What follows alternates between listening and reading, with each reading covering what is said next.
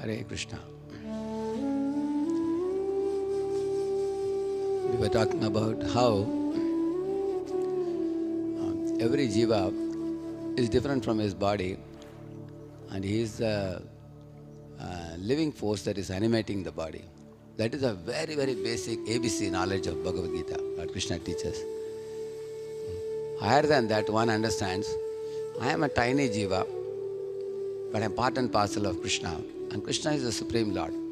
I am running this small material bodily machine, and Ishwar, Param Ishwar, Lord Krishna, he is running the whole cosmos, the big cosmic manifestation. And when one understands this, that leads one to the third step. What is my relationship to him? You will see in this world, if a child is studying in a school, he is part of the school. He has to wear a certain type of uniform. He has to reach the school at a certain time. He has to study certain books and give examinations. He has to be complying with the teacher's instructions. Then only he can get a pass from the school and everything. In this way, you will see if somebody is a part of a company. Naturally, when the siren blows, they have to enter the company. When they can punch the card and go in and come out, everything is prefixed very strongly. You can even see many of the company goers wear an identity card in their neck, around their neck, which reminds them whom they belong to and what are they expected to do in the campus. If anybody is seen to be stealing something in the company, he is thrown out. If somebody is not caring for the company's laws, then he is punished also. So in this way, you will see anybody who is a part of anything, of a whole, they naturally serve that whole, whether it is a school or a company or a college or a nation. Like we belong to a certain region in this country, India. You have to pay for the electricity bill. And you have to pay car tax, land tax, and electricity bill and all that. If you don't pay, then the electricity is cut. In the same manner, because God is the whole and we are a part, if you fail to serve Him, then supplies will be cut. That most people don't know. People think, oh, you believe in God? I don't believe in God. Okay, you can worship, but I don't have to worship. People think like that. No, it's not a question of your choice. Jayesham purusham sakshat atma prabhavameshwaram na bhajanti avajananti sthanat brashtaha patantyadaha mukhabahu rupadebhyah purushasya shramai saha chatvaro jagnire varna gunair vipradaya pratak. According to the gunas, the jivas are put in certain type of bodies: Brahman, Kshatriya, Vaishya, Shudra, Brahmachari, Grihastha, Vanaprastha, Sannyas. These are Varnas and Ashramas.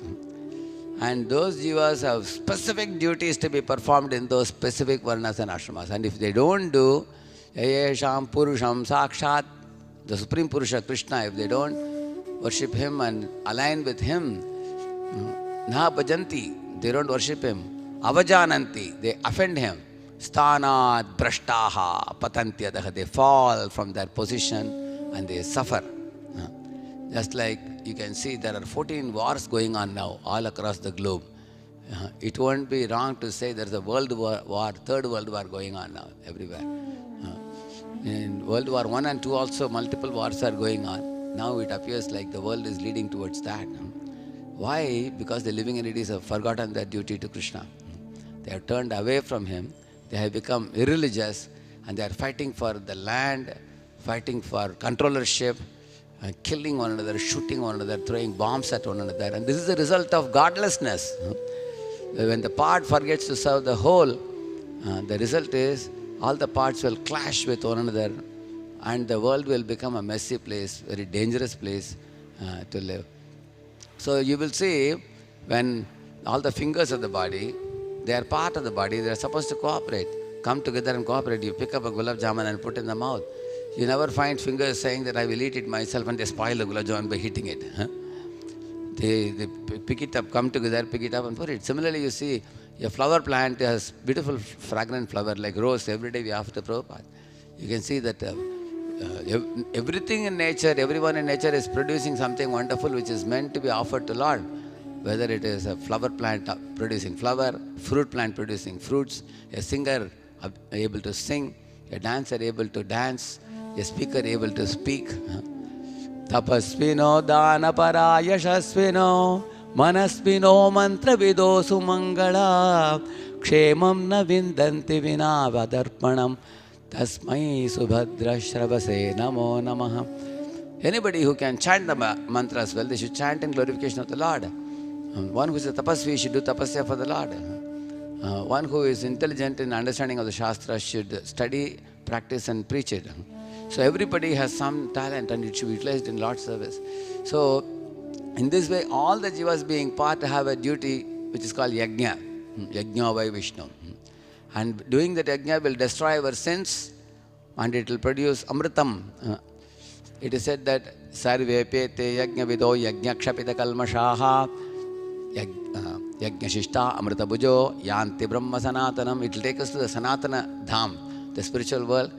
And kshapita kalmasha, it will destroy all the sinful reactions.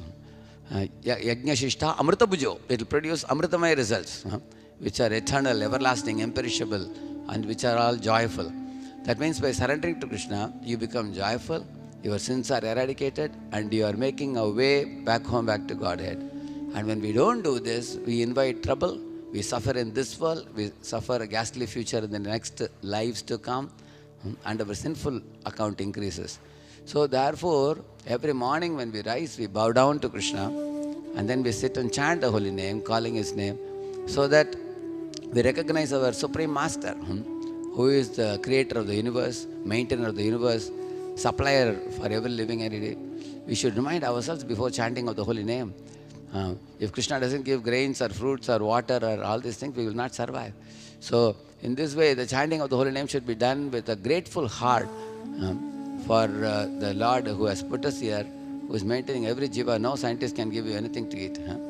Therefore, when we do with a grateful heart, gradually the heart gets purified and the chanting will become a joyful experience. Otherwise, we mechanically do it not knowing our relation with the Lord. Then it will become a burdensome, arduous endeavor, and we may think, oh, this chanting is boring.